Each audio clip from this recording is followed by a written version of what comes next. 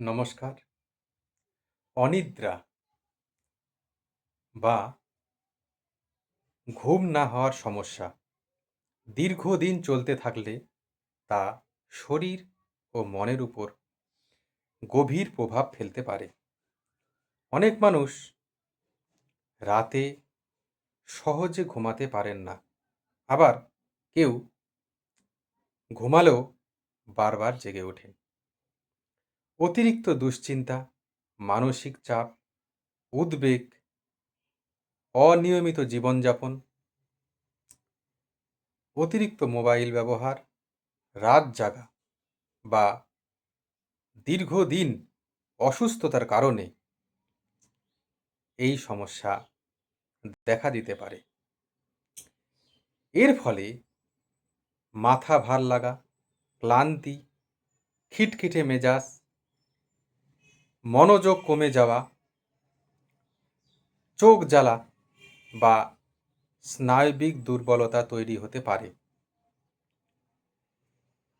অনেক সময় অনিদ্রার কারণে বুক ধড়ফড় করা, অস্থিরতা বা সকালে দুর্বল অনুভূতি দেখা যায়। হোমিওপ্যাথিতে রোগীর শারীরিক ও মানসিক লক্ষণ মিলিয়ে ওষুধ নির্বাচন করা হয় না হয়।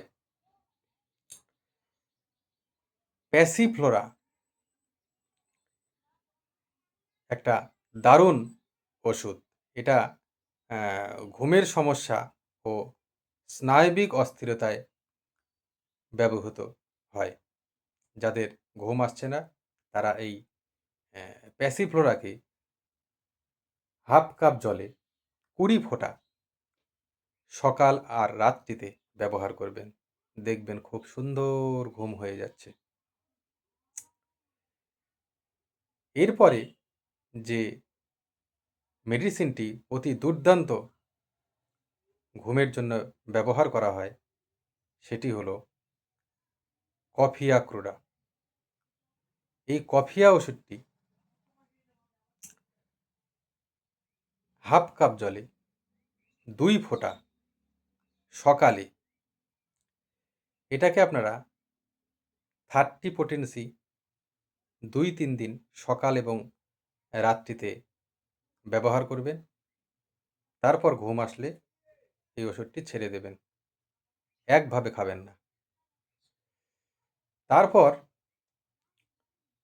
ক্যালিভস, এটি বায়োকেমিক মতে 6 পোটেন্সি আপনারা ব্যবহার করবেন।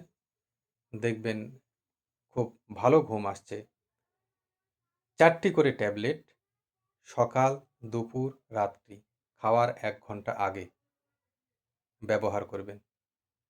দেখবেন যদি ক্যালিফসের লক্ষণ থাকে তাহলে আপনার মানসিক ক্লান্তি, অতিরিক্ত পড়াশোনা বা কাজের চাপজনিত অনিদ্রায় এটি দারুণভাবে কাজ করবে। এর সঙ্গে যদি স্নায়বিক দুর্বলতা থাকে।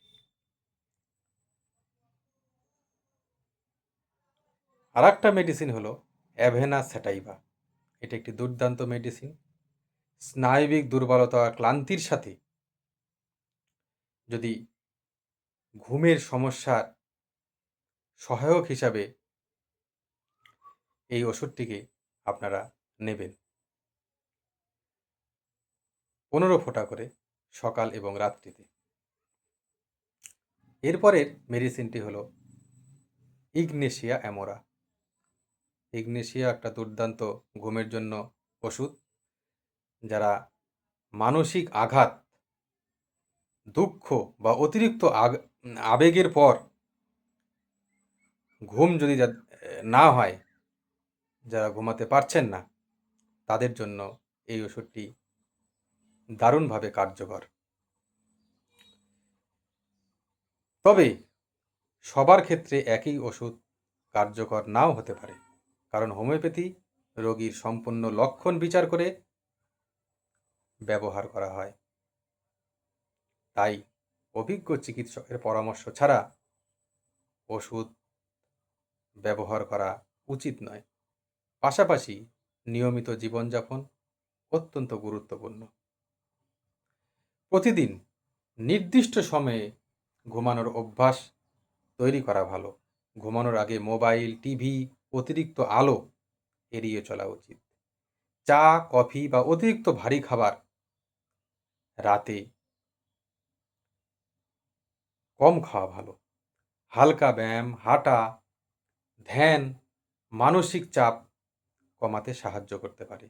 ঘুমানোর আগে শান্ত পরিবেশ ও আরামদায়ক ঘর ভালো ঘুমে সহায়ক হয়। পর্যাপ্ত জল পান ও স্বাস্থ্যকর খাবার শরীরকে সুস্থ রাখতে সাহায্য করে। দীর্ঘদিন অনিদ্রা চলতে থাকলে তা উচ্চ রক্তচাপ, মানসিক অস্থিরতা বা স্নায়বিক দুর্বলতার কারণ হতে পারে। তাই সমস্যা দীর্ঘস্থায়ী হলে অবশ্যই চিকিৎসকের পরামর্শ নেওয়া জরুরি বন্ধুরা।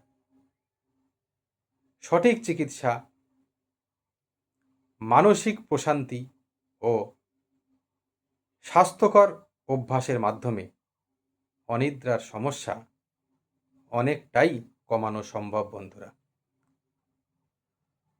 তো যাই হোক, আপনারা যে ওষুধগুলোর নাম করলাম সেগুলো সতর্কতার সঙ্গে ব্যবহার করবেন। যদি আপনাদের লক্ষণ পুরোপুরি না মিলে তাহলে খাবেন না, তাহলে উপকারের বদলে ক্ষতির সম্ভাবনা বেশি। তবে এই ওষুধগুলো একটু দুর্দান্ত যদি আপনাদের লক্ষণের সঙ্গে মিলে যায়। যদি আপনারা ওষুধ সিলেক্ট করতে না পারেন তবে অবশ্যই আমাকে কমেন্ট বক্সে কমেন্ট করবেন। আমি আপনাদের সঙ্গে যোগাযোগ করে নেব এবং মোবাইল নাম্বার দেবেন। আমি ঠিক আপনাদের সঙ্গে কথা বলে নেব। তাহলে আজ এই পর্যন্তই। নমস্কার।